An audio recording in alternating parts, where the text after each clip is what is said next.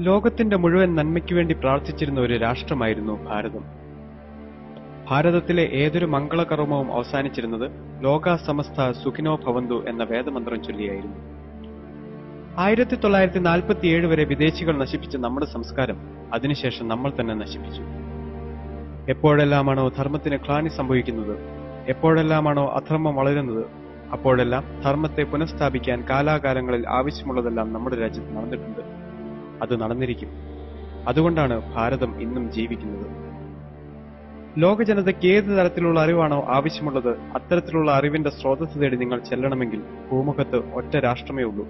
അത് ഭാരതമാണ്. ലോഹതന്ത്രവും ആരോഗ്യശാസ്ത്രവും ഗണിതശാസ്ത്രവും ജ്യോതിശാസ്ത്രവും ലോകത്തിന് ഭാരതത്തിന്റെ സംഭാവനയാണ്. AD 10-ാം നൂറ്റാണ്ട് വരെ 4 അക്കമുള്ള സംഖ്യ എഴുതാൻ അറിയില്ല എന്ന യൂറോപ്യന്മാരുടെ മുന്നിൽ അരിത്തമെറ്റിക് പ്രോഗ്രഷനും ജോമെട്രിക് പ്രോഗ്രഷനും ഉപയോഗിച്ച് വേദമന്ത്രങ്ങൾ ചൊല്ലിയിരുന്നവരാണ് ഭാരതീയർ. യജുർവേദത്തിൽ കോപ്പർ, ബ്രാസ്, ടിന്ന്, ലെഡ് എന്നീ ലോഹങ്ങളെ നമസ്കരിക്കുന്ന മന്ത്രങ്ങളുണ്ടായിരുന്നു. AD 1500 ശേഷം കണ്ടുപിടിച്ച ഈ ലോഹങ്ങൾ മുഴുവനും യൂറോപ്യൻസ് ക്ലെയിം ചെയ്യുന്നതിനും 5000 വർഷങ്ങൾക്ക് മുൻപ് ഭാരതീയർക്ക് ഈ ലോഹങ്ങളെക്കുറിച്ച് അറിവുണ്ടായിരുന്നു. AD 400 ശേഷം AD 1500 വരെ 100 കണക്കിന് രസതന്ത്ര പുസ്തകങ്ങൾ ഭാരതത്തിൽ എഴുതിയിട്ടുണ്ട്.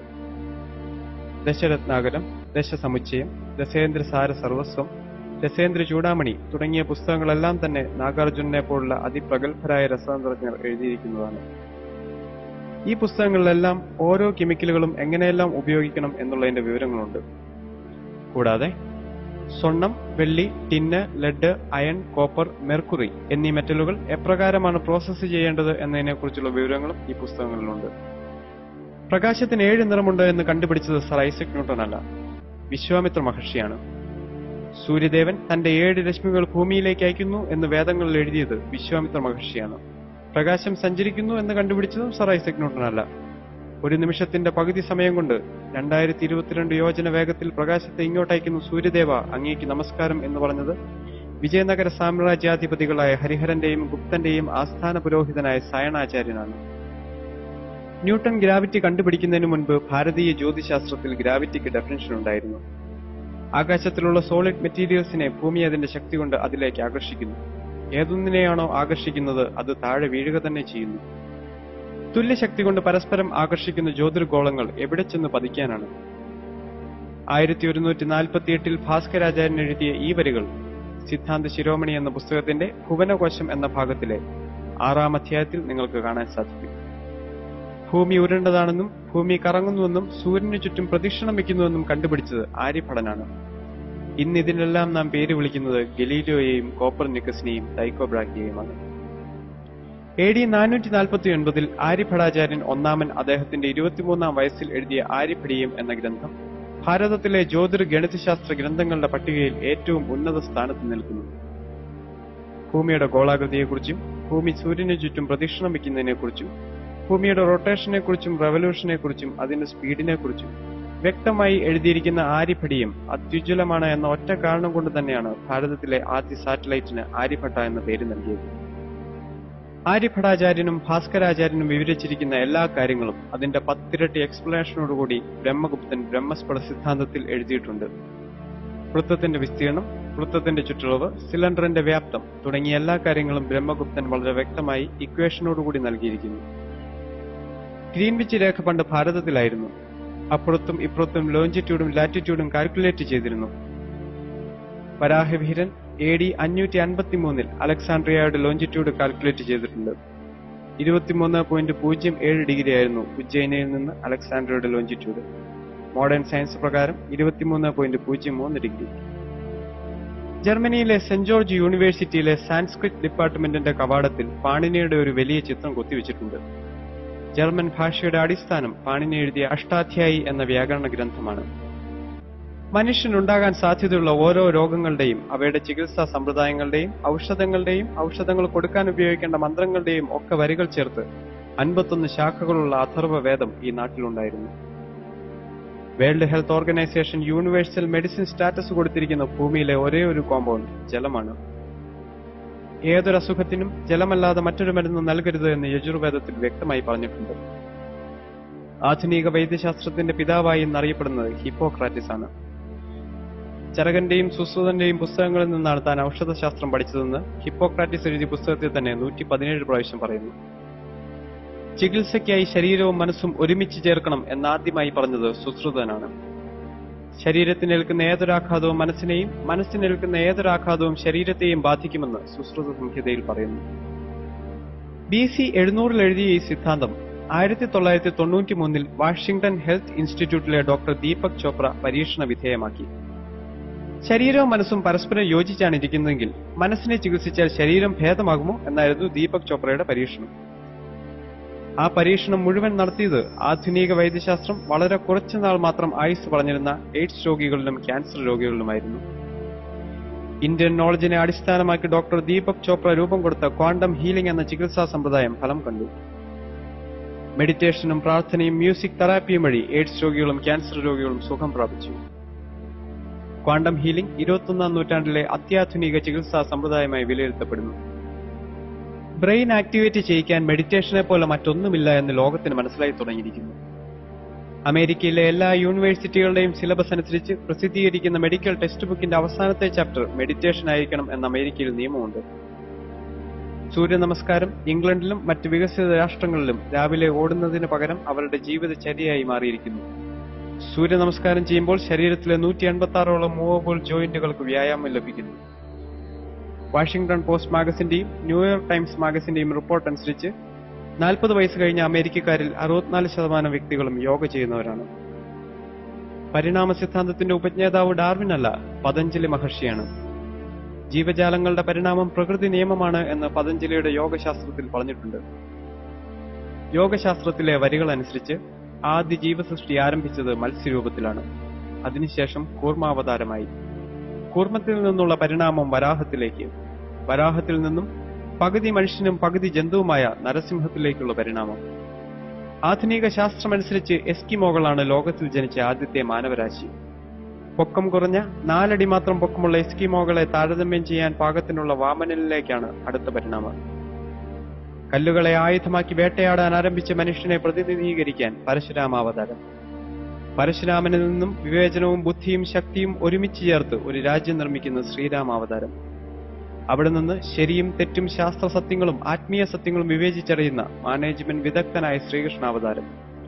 ധർമാധിഷ്ഠിതമായ മാനേജ്മെന്റ് ലോകത്തിന് സംഭാവന ചെയ്ത ശ്രീകൃഷ്ണാവതാരം നടന്നത് BC 3100കളിലായിരിക്കണം.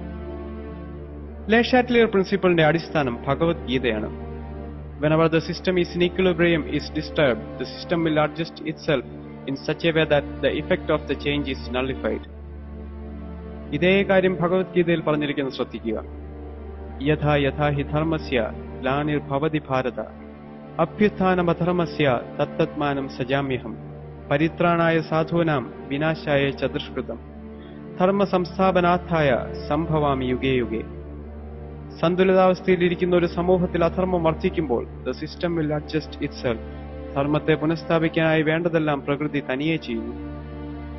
ഞായറാഴ്ച അവധി ദിവസമായിരിക്കണം എന്ന് തീരുമാനിച്ചത് ബ്രിട്ടീഷുകാരല്ല, ചാണക്യനാണ്.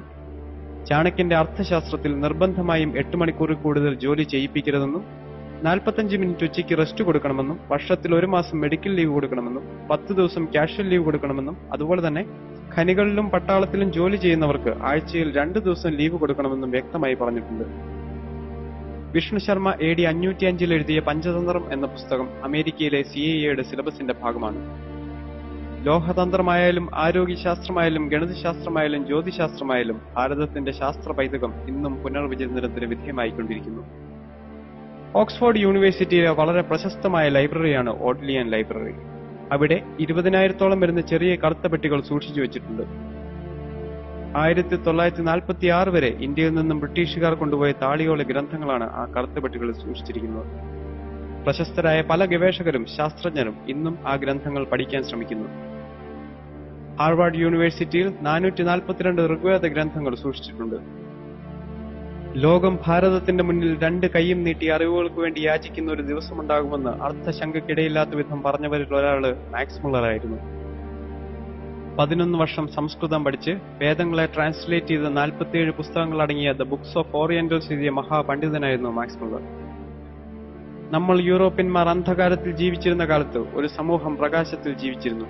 അവരുടെ സംഭാവനകൾ നാം മറക്കരുത് എന്ന് പറഞ്ഞത് ആൽബർട്ട് ഐൻസ്റ്റീൻ ആണ്. ഭഗവത്ഗീതയില്ലായിരുന്നെങ്കിൽ E=mc² എന്ന ഇക്വേഷൻ തനിക്ക് കണ്ടുപിടിക്കാൻ സാധിക്കില്ലായിരുന്നു എന്നും ഐൻസ്റ്റൈൻ പറഞ്ഞിട്ടുണ്ട്. മരിക്കുന്നതുവരെ അദ്ദേഹം ഭഗവത്ഗീത തന്റെ കയ്യിൽ സൂക്ഷിച്ചിരുന്നു. വേദം പഠിക്കാൻ എല്ലാവർക്കും അവകാശമുണ്ട്. കാരണം വേദം എഴുതിയ വേദവ്യാസൻ മുക്കുവനാണ്. ശ്രീകൃഷ്ണനും ശ്രീരാമനും ബ്രാഹ്മണനായിരുന്നില്ല.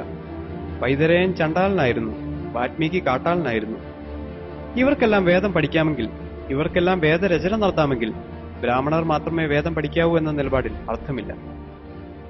ജനിക്കുമ്പോൾ എല്ലാവരും ശൂദ്രന്മാരാണെന്നും കർമ്മം കൊണ്ടാണ് ഒരാൾ ബ്രാഹ്മണനായിത്തീരുന്നതെന്നും ഭഗവത്ഗീത പറയുന്നു. ബ്രഹ്മം എന്നാൽ വിദ്യ എന്നാണ്. വിദ്യ നേടുകയും വിദ്യ കൊടുക്കുകയും ചെയ്യുന്നതാണ് യഥാർത്ഥ ബ്രാഹ്മണന്റെ ദൗത്യം. ലോകത്തിൽ 68 ക്രിസ്ത്യൻ രാഷ്ട്രങ്ങളുണ്ട്. 60ഓളം മുസ്ലിം രാഷ്ട്രങ്ങളുമുണ്ട്. 82% ഹിന്ദുക്കളുള്ള ഭാരതം ഹിന്ദു രാഷ്ട്രമാക്കണം എന്നാരും പറഞ്ഞിട്ടില്ല. കാരണം 10,000 വർഷത്തെ പാരമ്പര്യമുള്ള ഭാരതത്തിന്റെ പൈതൃകം ഇവിടുത്തെ ഹിന്ദുക്കളുടേതാണ്, ഇവിടുത്തെ ക്രിസ്ത്യാനികളുടേതാണ്, ഇവിടുത്തെ മുസ്ലിമുകളുടേതാണ്. ഭാരതത്തിൽ ജനിച്ച എല്ലാവരും സനാതന ധർമ്മത്തിന്റെ തുല്യ അവകാശികളാണ്. അമ്മയും മാതൃഭൂമിയും സ്വർഗത്തേക്കാൾ വലുതാണ്. ആ ഭാരതത്തെ കുറ്റം പറയാൻ നിങ്ങൾ കൂട്ടത്തിൽ നിൽക്കരുത്. ഭാരതത്തിന് എന്തെങ്കിലും കുറവുകളുണ്ടെങ്കിൽ അത് പരിഹരിക്കേണ്ടത് ഭാരതമാതാവിന്റെ മക്കളായ നമ്മൾ ഓരോരുത്തരുടെയും കടമയാണ്. രോഗിയായ നിങ്ങളുടെ അമ്മയെ ആരെങ്കിലും കളിയാക്കിയാൽ നിങ്ങൾക്ക് തോന്നുന്ന വേദന നിങ്ങളുടെ മാതൃഭൂമിയെ കളിയാക്കുമ്പോൾ നിങ്ങൾക്ക് തോന്നണം. രോഗിയായ അമ്മയെ കളിയാക്കുന്നത് കണ്ട് ചിരിക്കുന്ന മക്കൾക്ക് മക്കളുടെ സ്ഥാനമുണ്ടാവില്ല. 1000 വർഷത്തെ വിദേശാക്രമണത്തിന് വിധേയമായിട്ടും നമ്മുടെ രാഷ്ട്രം മരിച്ചില്ല. നമ്മുടെ സംസ്കാരം ഇന്നും ജീവിക്കുന്നു. ഒരു ചെറിയ കഥ പറഞ്ഞ് ഞാൻ അവസാനിപ്പിക്കാം. പണ്ടൊരു രക്ഷിതാവിന്റെ കയ്യിൽ ഒരു വേൾഡ് മാപ്പ് ഉണ്ടായിരുന്നു. വേൾഡ് മാപ്പ് എന്താണെന്നറിയാത്ത അദ്ദേഹത്തിന്റെ 6 വയസ്സുള്ള മകൻ കളിക്കുന്നതിനിടയിൽ ആ മാപ്പ് ചെറിയ ചെറിയ കഷ്ണങ്ങളായി കീറിക്കളഞ്ഞു. പിതാവ് എത്ര ശ്രമിച്ചിട്ടും ആ മാപ്പ് നേരെയാക്കാൻ സാധിച്ചില്ല എന്ന് മാത്രമല്ല, വൻകരകളും സമുദ്രങ്ങളും ശരിയായ സ്ഥാനത്ത് വരാതെ വന്നപ്പോൾ അദ്ദേഹത്തിന് ദേഷ്യം വന്നു. അവസാനം ആ പിതാവ് വേൾഡ് മാപ്പിന്റെ കഷ്ണങ്ങളെല്ലാം ചുരുട്ടിക്കൂട്ടി ആ ടേബിളിൽ വെച്ചിട്ട് മകനോട് പറഞ്ഞു, എടാ കുടുത്തം കെട്ടവനെ, നീയല്ലേ ഇത് നശിപ്പിച്ചത്, ഇനി നീ തന്നെ ഇത് നന്നാക്കൂ. അച്ഛൻ 3 മണിക്കൂർ ശ്രമിച്ചിട്ട് നന്നാക്കാൻ പറ്റാത്ത പടം മകൻ 3 മിനിറ്റ് കൊണ്ട് നന്നാക്കി. അച്ഛൻ വന്ന് നോക്കുമ്പോൾ വേൾഡ് മാപ്പ് റെഡി. അദ്ദേഹം മകനോട് ചോദിച്ചു, 1ാം ക്ലാസ്സിൽ പഠിക്കുന്ന നിന്നെ ഭൂമിശാസ്ത്രം പഠിപ്പിക്കുന്നില്ലല്ലോ, പിന്നെ ഈ ഭൂഗോളപടം നീ എങ്ങനെ നന്നാക്കി? വൻകരകളുടെയും സമുദ്രങ്ങളുടെയും യഥാർത്ഥ സ്ഥാനം നിനക്കെങ്ങനെ മനസ്സിലായി? അപ്പോൾ മകൻ മറുപടി പറഞ്ഞു, ഏത് വേൾഡ് മാപ്പിന്റെ കാര്യമാണ് അച്ഛൻ പറയുന്നത്? അവൻ ഭൂഗോളപടമേ കണ്ടിട്ടില്ല. ആ വേൾഡ് മാപ്പിന്റെ പിന്നിൽ ഒരു സിനിമാ നടന്റെ പടമുണ്ടായിരുന്നു. ആ ചെറിയ കുട്ടി കണ്ണ് കണ്ടു, കൈ കണ്ടു, കാല് കണ്ടു. കണ്ണവിടെ നിൽക്കണം, കൈയവിടെ നിൽക്കണം, കാലവിടെ നിൽക്കണം എന്നവൻ അറിയാം. ഒരു ഭാഗത്ത് വ്യക്തി ശരിയായപ്പോൾ മറുഭാഗത്ത് ലോകം ശരിയായി എന്നാണ്. ആ ഒരു വ്യക്തി നിങ്ങളാവട്ടെ എന്ന് ആശംസിച്ചുകൊണ്ട് ഞാൻ നിർത്തുന്നു. വിനയപൂർവ്വം നിങ്ങളുടെ സ്നേഹിതൻ മെൽവിൻ സുരേഷ്.